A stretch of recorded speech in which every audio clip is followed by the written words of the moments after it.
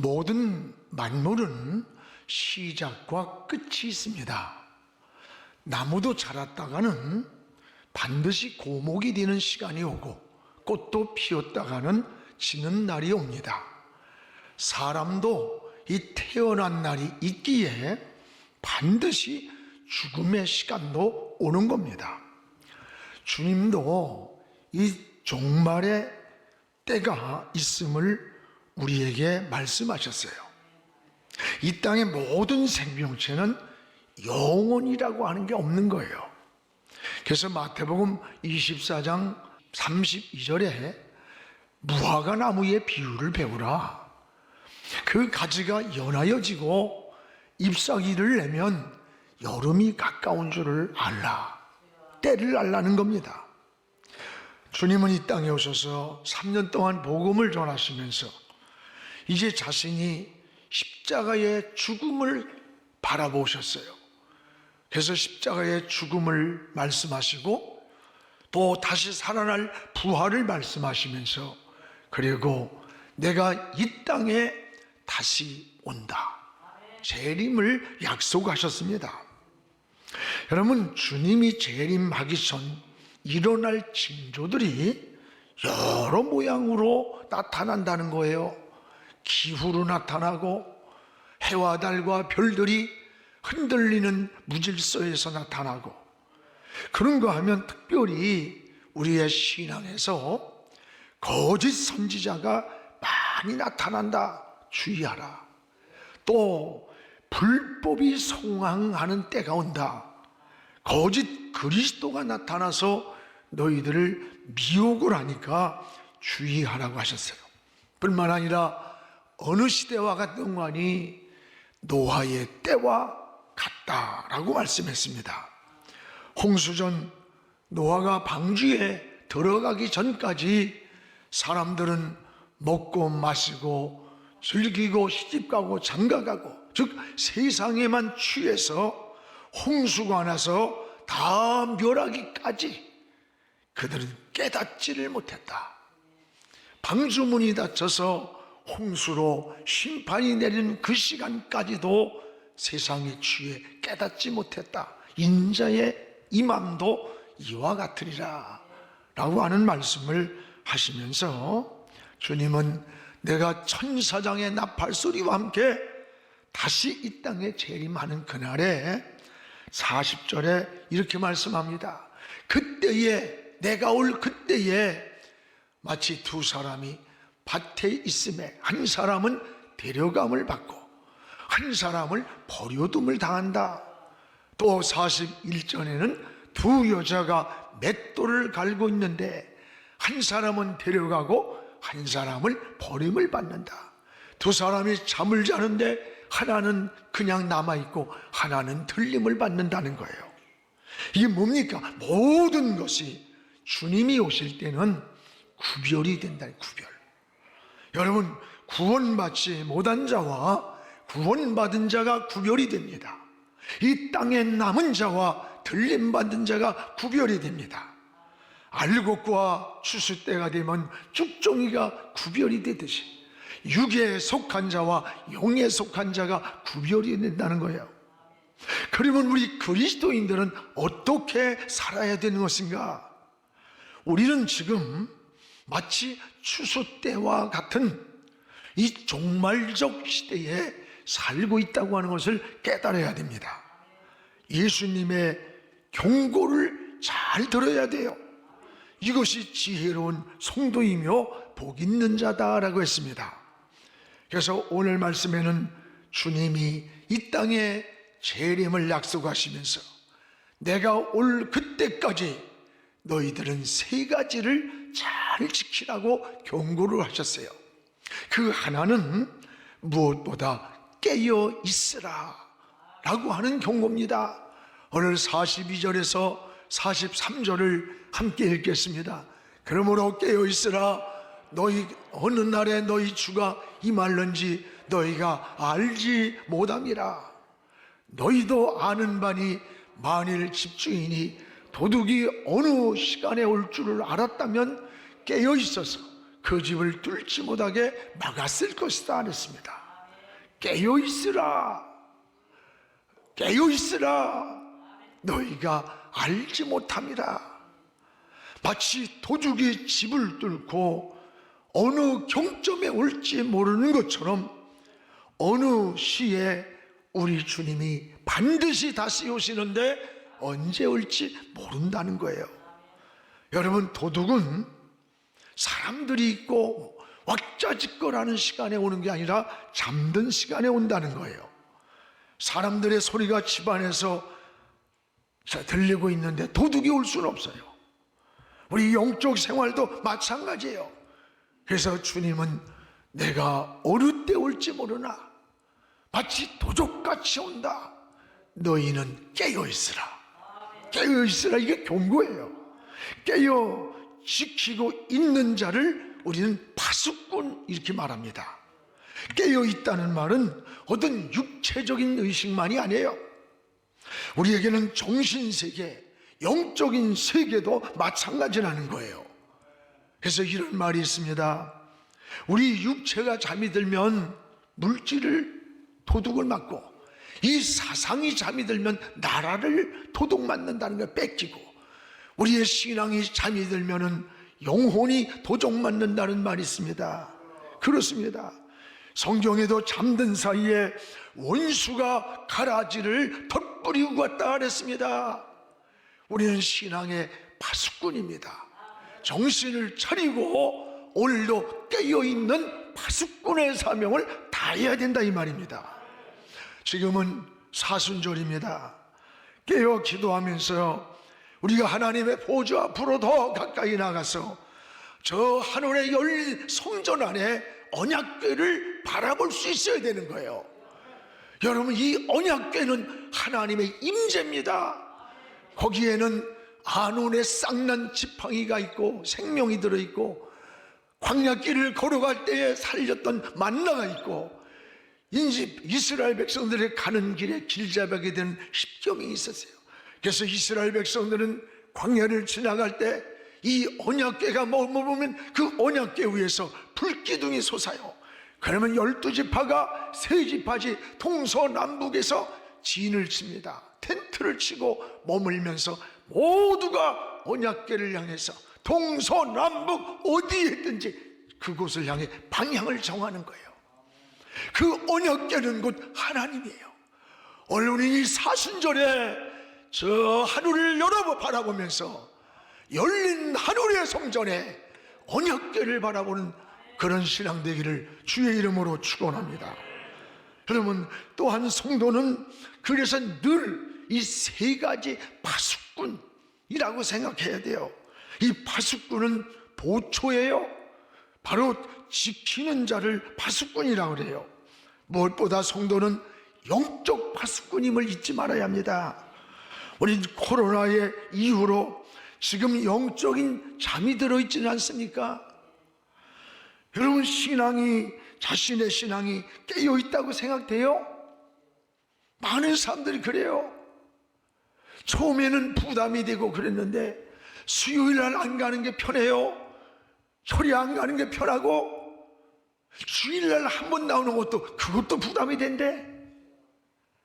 우리도 모르는 사이에 신앙은 영적으로 잠이 들어가고 있다는 거예요. 오늘 여러분, 파수꾼이 잠이 들면 도둑이 들어오는 거예요. 큰일이 나는 거예요. 적에게 침투를 당하는 거예요. 오늘 우리는 영적인 잠에서 깨어나기를 주의 이름으로 축복을 합니다. 또 하나는 성도는 이 가정의 파수꾼임을 잊지 말아야 합니다. 지금 가정의 붕괴는 상상을 초월해요. 하나님은 교회를 먼저 세운 게 아닙니다. 하나님이 세운 최초의 공동체는 가정이에요. 가정이 굉장히 중요한 거예요. 근데요, 요즘 끔찍한 살인 사건들, 이게 다 가정 붕괴에서 나오는 일이랍니다. 가정이 걷잡을 수 없이 붕괴돼요. 전 요즘 어쩌면 어린아이들이 그렇게 비참하고 처절하게 생명이 죽고 살인을 당하고, 여러분, 잔인하게 끔찍하게 살아다니는지, 이건 표현도 못하겠어요. 어쩌다가 사회가 이렇게까지 무너지고 붕괴되어 있는지. 성도는 가정을 지키는 파수꾼이라고 하는 사실을 깨닫고 우리는 세상 사람들과 달라야 합니다.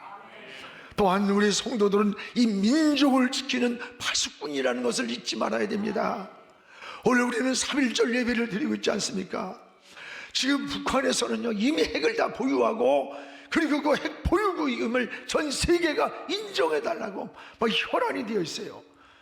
그리고 그들은 언제든지 한 번 버튼을 누르면 세계를 불바다를 만든다는 둥, 여러분, 민족적인 불행을 만들겠다고 위협하는데 우리는 지금 어때요? 아니, 북한이 아직도 적이에요. 우리는 그 적들이 아니 한미 훈련하지 말란다고, 그거 하지 말자고 하는 국회의원들, 이야, 이게 진짜 나란지. 아무리 생각해봐도 저는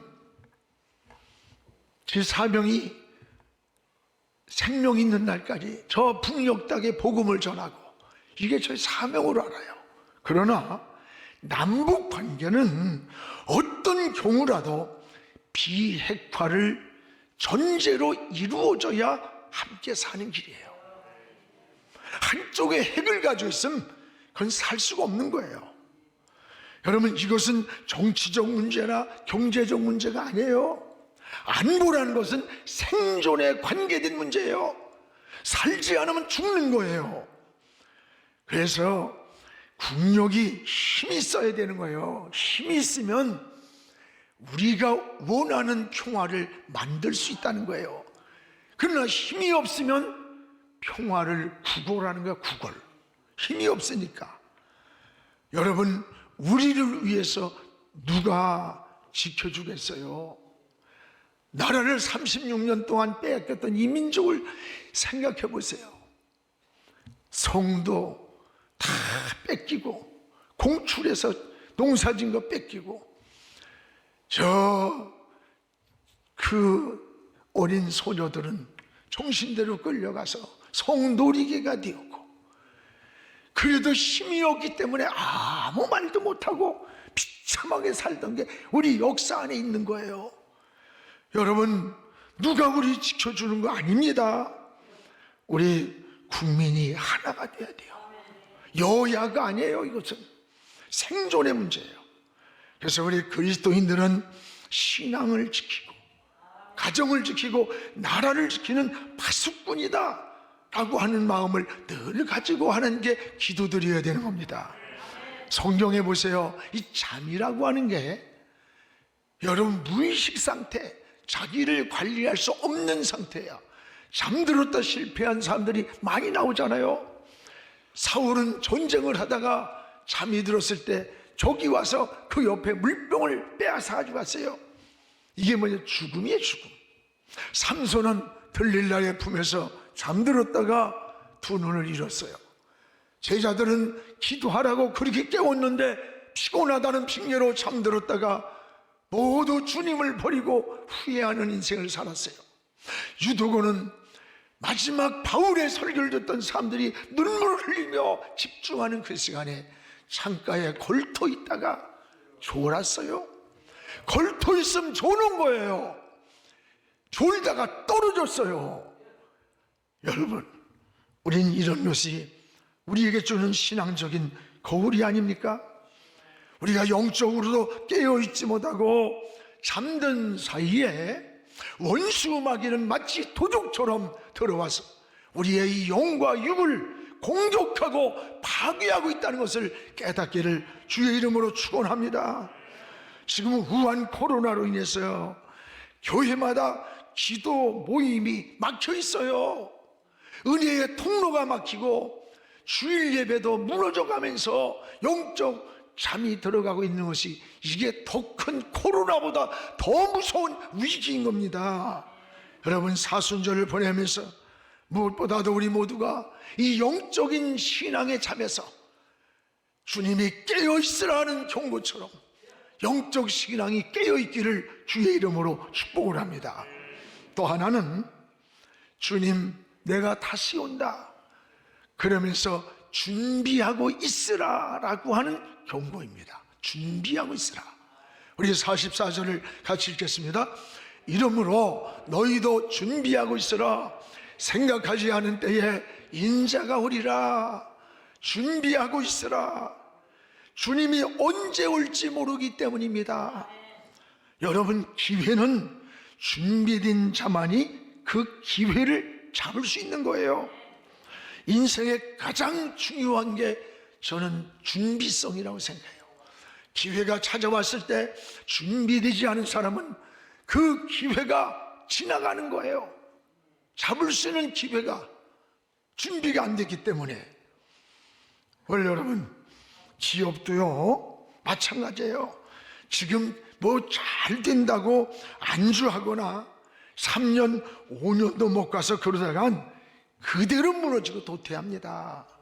끊임없이 미래를 향해 창조적인 이 준비가 필요한 거예요. 어느 날 혜성처럼 나타난 사람들이 하루아침에 그렇게 된 거 아닙니다. 로또 맞은 게 아니에요. 3년 5년 10년 인생을 미래를 보면서 준비한 그들의 목표를 향해서 그 사람들이 혜성처럼 나타나 있는 거예요.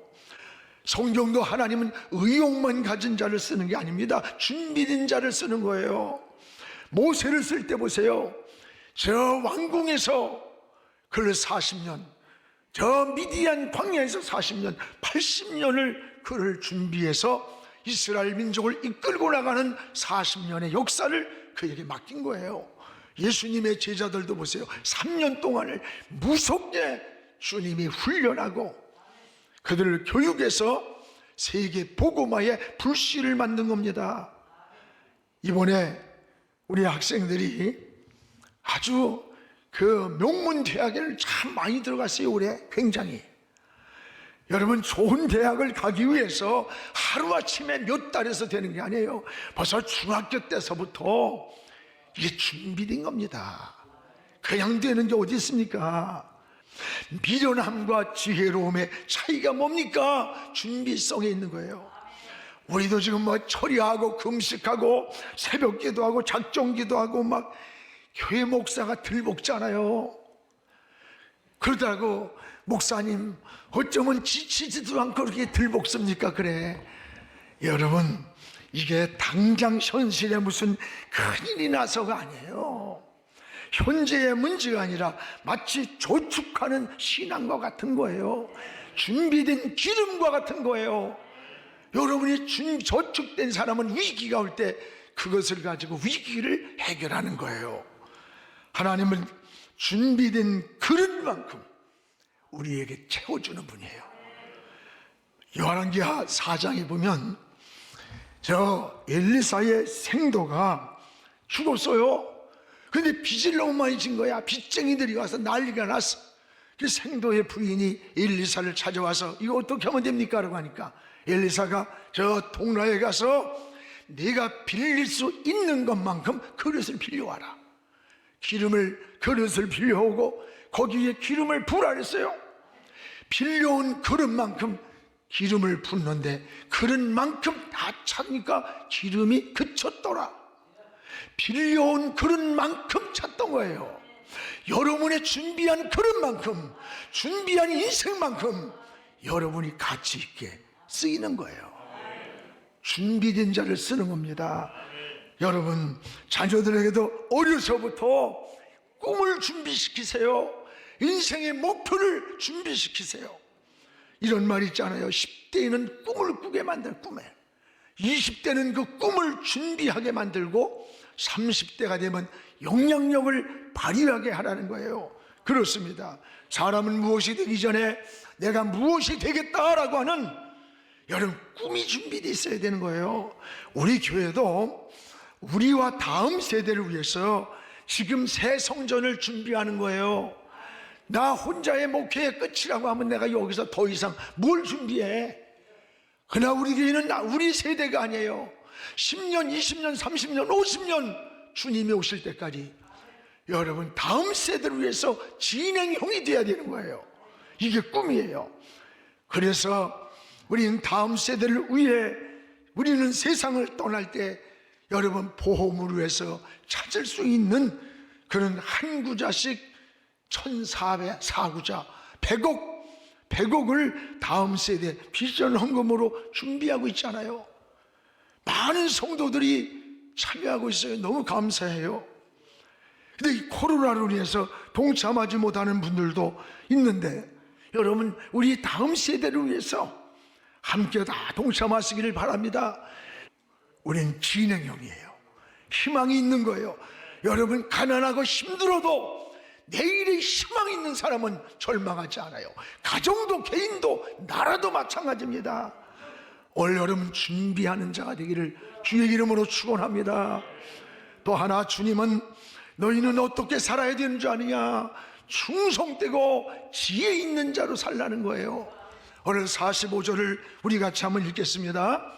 충성되고 지혜 있는 종이 되어 주인에게 그 집 사람들을 맡아 때를 따라 양식을 나눠줄 자가 누구냐? 충성되고 지혜로운 종이 되라는 거예요. 여기에 충성이란 말과 믿음이란 말은 같은 뜻이에요. 충성이란 뭐냐?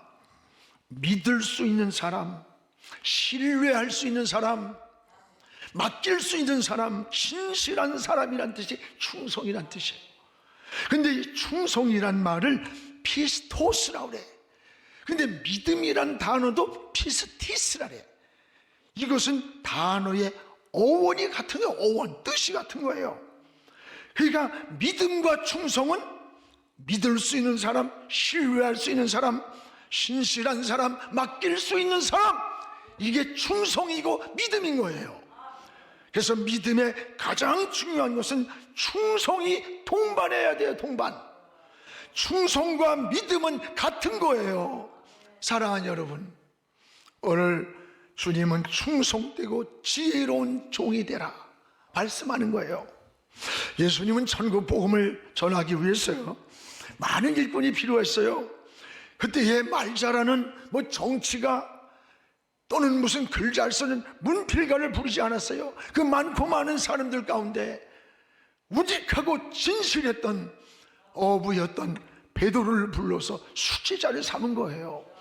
구약에서도 농부였던 기드온 같은 사람, 뽕나무를 가꾸며 살던 진실한 아모스 같은 사람을 하나님의 사람으로 그 시대에 세웠던 거예요. 하나님은 정직한 사람, 신실한 사람, 순수한 사람, 하나님의 뜻이라면 죽기까지라도 순종하며 충성된 인생을 살기 원하는 그런 사람을 하나님의 사람이라고 불렀고 그들을 통해 하나님의 역사를 이루어갔던 겁니다. 오늘 여러분 우리도 이런 충성된 자, 하나님 보시기에 믿을 만한 사람이 되기를 축복합니다. 왜 그리스도인들이 때로는 인정받지 못하는가 생각해 봤어요? 하나님만 잘 믿으면 된다는 이기적인 잘못된 생각 때문에 그래요. 절대 여러분 여러분 성경은 하나님만 잘 믿으면 된다 아닙니다. 하나님을 수직적 관계라고 그래요. 이 수직적으로 잘 믿는다는 말은 수평적으로 자기 삶에서 충성된 삶이 이루어져야 되는 거예요. 하나님을 잘 믿는다는 말은 수평적인 게 뭐예요? 가족에서는 가족이에요. 사회에서는 사회생활이에요. 직장은 직장이에요. 여러분의 신앙에 하나님을 잘 믿는 것은 가정 안에서 가정의 평안이 있고 행복을 만들고, 직장에 가면 직장의 평안을 만들고, 이 사회에 가면 사회에 그리스도의 향기를 내는, 이것이 하나님을 잘 믿는다는 거예요. 진실하고 정직하고 충성스럽게 사는 법을 배워야 돼요. 우리 모두가 어딜 가나 인정받는 자가 되기를 축복합니다. 주님은 이렇게 말씀합니다.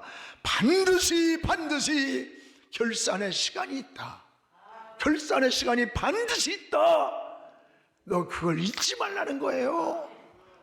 여러분 46절 우리 같이 읽읍시다. 주인이 올 때 그 종이 이렇게 하는 것을 보면 그 종이 복이 있으리라. 그 복 있는 종이 어떤 겁니까? 주인이 올 때, 이 말은 내가 지금 다시 반드시 온다, 결산하러 온다, 그 오신다는 거예요. 주님이 오시는 그 결산의 약속이에요. 그때 이렇게 하는 것을 보면, 이렇게가 뭐야? 너희가 깨어있고 준비하고 있고 주인이 있을 때나 없을 때나 충성되고 지혜로운 자가 될 때 이런 자가 복이 있다는 거예요.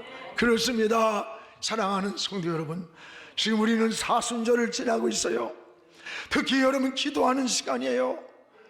우리 주님 십자가에 내어주시고 독생자까지 주신 우리 하나님의 사랑을 고백하는 시간들이 되시기를 바랍니다. 우리의 영적 생활이 더욱 깨어 있어야 돼요. 여러분 신앙의 준비가 있어야 하고, 그리고 하나님 앞에 충성된 청지기로 우리 주님 앞에 서기를 주의 이름으로 축복합니다.